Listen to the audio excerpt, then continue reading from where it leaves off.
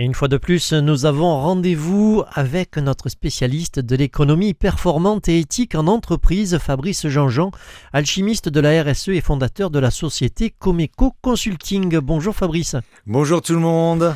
Alors Fabrice, de quoi va-t-on parler aujourd'hui ? Eh bien tout simplement de la loi Pacte. Mon cher André, rappelez-vous, il y a un an, la loi Pacte entrait dans le paysage économique de notre beau pays. Et comme depuis octobre 2018, et oui déjà, il y a du jaune un peu de partout en France, des ronds-points de Saint-Raphaël jusqu'aux Champs-Élysées, on parle peu de la loi Pacte. Alors de quoi s'agit-il ? Que signifie-t-elle vraiment ? Comment les entreprises qui se sont appropriées la notion de raison d'être ? Qui connaît la loi Pacte ? Autant de questions qui méritaient bien que votre alchimiste préféré mène l'enquête, tout simplement parce que vous le valez bien. Et alors, qu'avez-vous trouvé ? Beaucoup, mais alors beaucoup de communication sur une nouvelle manière de consommer. Je veux bien sûr et surtout parler de la publicité à la télé. Il ne vous aura pas échappé qu'à chaque page de publicité, vous avez une marque de la grande distribution qui nous étale à quel point elle est soucieuse de notre bien-être et celui de la planète. Alors soyons clairs, je ne vais pas faire de procès à qui que ce soit. Je ne suis pas un comparateur des bonnes pratiques RSE. Loin de moi l'idée de vous dire qui est le plus vertueux et pourquoi.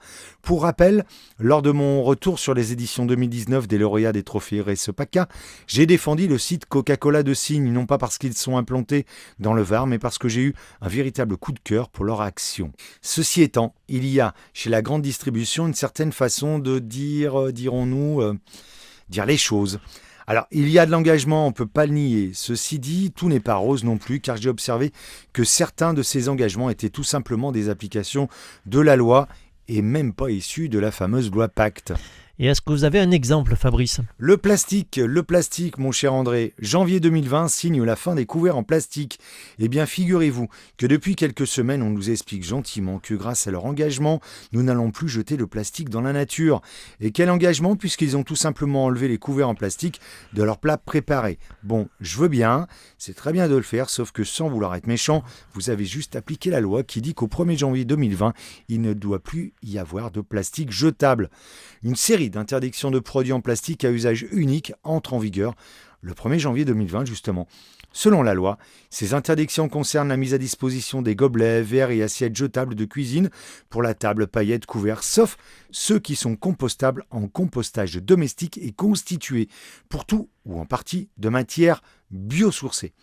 De plus, ces interdictions ont été décidées par la loi sur la transition énergétique d'août 2015, puis modifiées par la loi Egalim d'octobre 2018. Alors, si vous aviez réalisé cette action à l'EVA en mars 2017, là j'aurais été content. J'aurais dit, on n'est pas trop limite, pas trop borderline, mais bon, on va rester calme, d'autant que dans les faits, j'ai plus envie de vous encourager que de vous condamner. Un mot un peu fort quand même.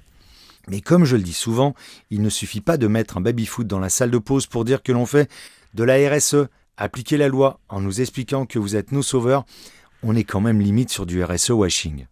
Donc si j'ai bien compris, il s'agit de beaucoup de communication. Oui, pas mal en effet, et rappelez-vous la chronique de la semaine dernière, il faut quand même un petit peu se méfier parce qu'aujourd'hui, tout se sait. La dernière en date, au moment où j'écris ces lignes, et je l'adore, nous parle des jeunes qui jouent avec un caddie en s'éloignant du supermarché pour se retrouver à la campagne. Toute une symbolique autour de la décroissance économique. Consommer responsable, la réflexion est portée sur le « avons-nous besoin de tout ça ?» et surtout, il faut les écouter, ces jeunes. Et dis donc Fabrice, ils n'écouteraient pas RCF par hasard ? J'osais pas vous le dire, et comme dirait Colombo, et là je parle d'un temps que le moins de 20 ans ne peut pas connaître. L'autre jour, ma femme m'a dit « Tiens, c'est pas toi qui l'as écrit cette pub, un brin amusé ?»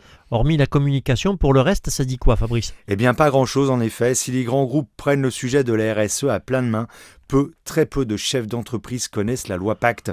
Alors me direz-vous, vous êtes content, vous avez du travail pour expliquer, évangéliser ? Oui. Je suis d'accord, mais il est regrettable, comme je l'avais déjà expliqué il y a un an, que l'on doit mettre en place une loi pour sortir d'un modèle économique en péril. Il est fâcheux qu'à force d'avoir la tête dans le guidon, l'entrepreneur, l'entrepreneuse finissent par oublier sa raison d'être, quand certains et certaines ne l'ont pas cherchée, alors qu'en fait, elle est au fond d'eux, ne demandant qu'à éclore. De ce fait, tout en découle.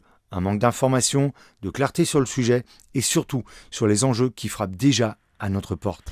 Alors Fabrice, la bonne nouvelle, c'est quoi ? Une fois encore, elle vient de notre belle et magnifique jeunesse qui se lance de plus en plus dans des projets d'entreprise qui ont du sens. Et le double effet qui se coule, c'est tout simplement que les grands, c'est-à-dire nous, eh bien nous commençons à les suivre. Consommation raisonnée et raisonnable, décroissance économique, retour au moins, mais au mieux, retour au plaisir, au vrai nous. Un grand merci Fabrice pour votre analyse. Je rappelle que si on veut un peu plus de renseignements sur votre activité, on peut tout simplement consulter votre site internet www.comeco-paca.com. Merci Fabrice, puis à la semaine prochaine. Au revoir. Merci à vous tous, passez une bonne journée, au revoir.